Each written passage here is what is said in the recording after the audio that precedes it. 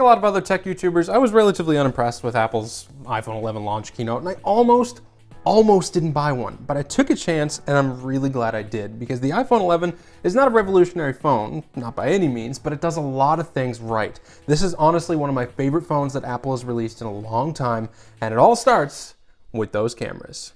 These are the best cameras I've seen on a smartphone thus far. The footage you can get from the cameras on this phone can be nothing short of breathtaking at times. The 120-degree ultra-wide camera is super fun to shoot with, and it allows you to get some incredible perspectives of the world around you. While it isn't stabilized like the other two cameras, and it tends to be a little bit softer in comparison, the wide field of view more than makes up for it, in my opinion. Shots that are taken on the ultra-wide while walking might be a little bit jumpy if you don't have something like a gimbal, but if you can stabilize it, you can get some awesome dolly-like shots. The other rear wide-angle camera is even better in terms of sharpness, and it is optically stabilized, but you do lose out a little on the wow factor when it comes to the sheer field of view on the ultra-wide. The selfie camera has also been upgraded and is now a little bit wider and can shoot 4K in up to 60 frames per second, making all three cameras 4K 60 capable. Thank you, Apple! It makes a great vlogging camera since you can see yourself on the screen and talk directly to the camera, although I prefer the look of the ultra-wide on a gimbal to get that extra field of view and a more stabilized shot. If you want a phone that has nearly perfect vlogging capabilities, look no further.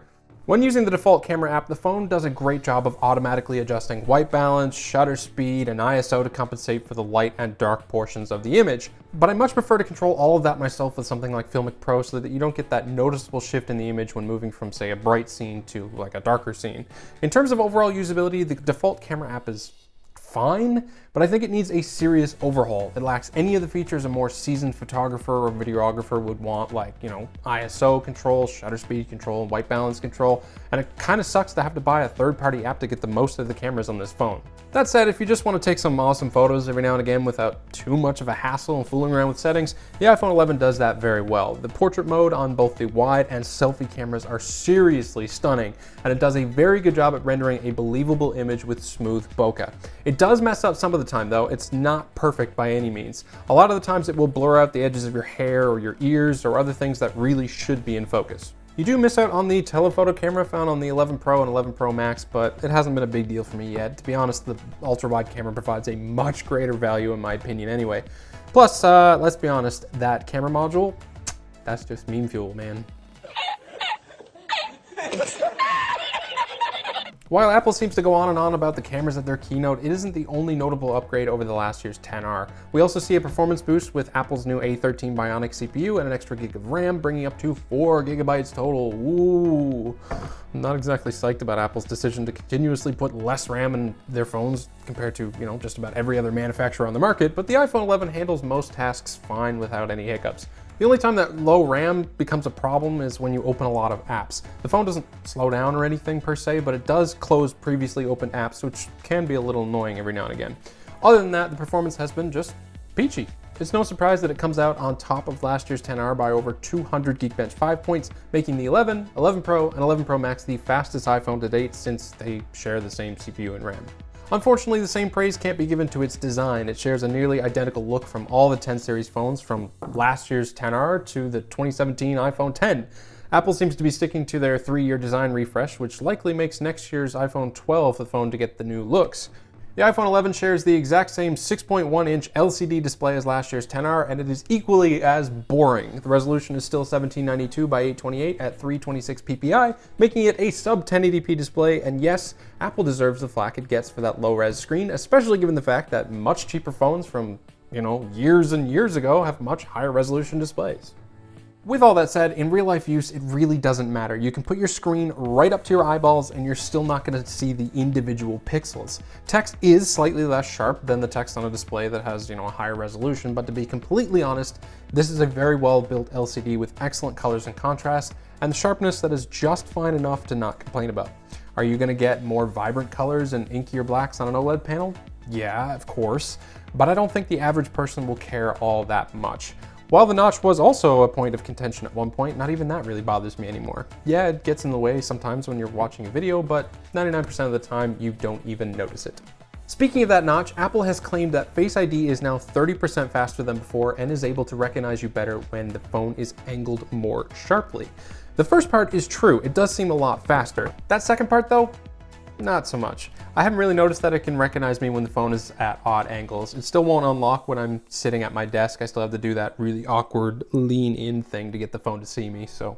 The design isn't all bad though. There are a few things that Apple has improved upon this year over the last year's models. For starters, the entire back of the phone is machined from one piece of glass. Not exactly something, you know, a normal person would care about, but I think it's pretty cool.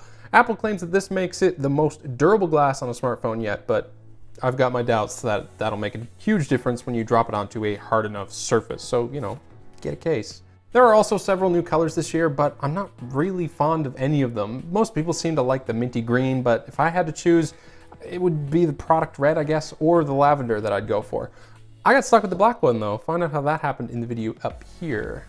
Another thing that Apple improved this year is the water resistance. The iPhone 11 is IP68 water resistant now, up to 2 meters for 30 minutes. The previous 10R had a lower IP67 certification, so the bump up is definitely welcome. The 10R also had a smaller battery than the new 11, the 10R being 2942 and the 11 being 3110 milliamp hours. Apple claims that this will get you up to an extra hour of usage on the 10R, which is, you know, a bit of an arbitrary number, but in my experience, the battery life is nothing to sneeze at all. It's leagues ahead of my old iPhone 10, and I can easily get a day and a half out of it without having to recharge. It is without a doubt in my mind one of the best phones in terms of battery life I have ever tested to date. The iPhone 11 does support 18-watt fast charging like its more expensive brothers, but Apple doesn't seem to want you to know about it because they still package that stupid 5-watt charging brick they've put in every iPhone box for like the past 10 years or something. You can buy the USB-C to Lightning charger that comes standard with the iPhone 11 Pro and Pro Max, or you can use the just as fast but cheaper charger that I'll have linked in the description down below. Seriously, go buy that thing. Don't buy the Apple thing. That thing's expensive. Another upgrade that Apple talks about is their spatial Dolby Atmos speakers that are supposed to make you feel like you're inside the action. Yeah, that's exactly how they described it on their website. In reality, they sound like slightly better stereo speakers. One is still bottom firing, so it isn't as great as two front-facing stereo speakers, but I will say that the new speakers are doing something different. It's kind of hard to put your finger on. If you move the phone, you know, closer and then further away, the sound changes in a weird way. It does feel a little bit more immersive when it's close to your face. In any case, the bottom line is that the speakers on this phone are great, especially since they're so small. The sound they produce is loud and full, and I have nothing really to complain about. Now, let's talk about where the iPhone 11 fits into the competition. At $700 for the 64GB model, this is one of Apple's cheapest iPhone releases yet. It's cheaper than last year's 10R was at launch, and it's a really good price for what you get out of this phone. That said, $700 puts you in OnePlus 7 Pro territory with that beautiful 90Hz 6.6-inch Quad HD AMOLED display, an under-the-screen fingerprint reader, and top-notch performance without a notch at all. See what I did there? But that's an Android phone. So if you want iOS and you have absolutely no desire to own an Android at all and you have around, you know, a $700 budget, you have two really good options here. The iPhone 11 and last year's 10R. Apple still sells the 10R, but at $100 less than the iPhone 11, $600. That phone is still really, really good, and if you don't care about the new cameras, it's probably your best choice for a new iPhone. So after about 2 months, I'm still very impressed with the iPhone 11. I really don't miss the extra couple of features that's found on the 11 Pro and 11 Pro Max, and I think for $700, it's a really attractive phone for folks that want the latest and greatest from iOS on a lower budget. I've been downright floored by the cameras on this thing, and while I don't really care for the stupid LCD display, I'm gonna go ahead and recommend this one without any hesitation. Yes, you should buy the iPhone 11. It's a great phone. If you like this video, please give it a like and subscribe to support my channel, and as always, have a great day.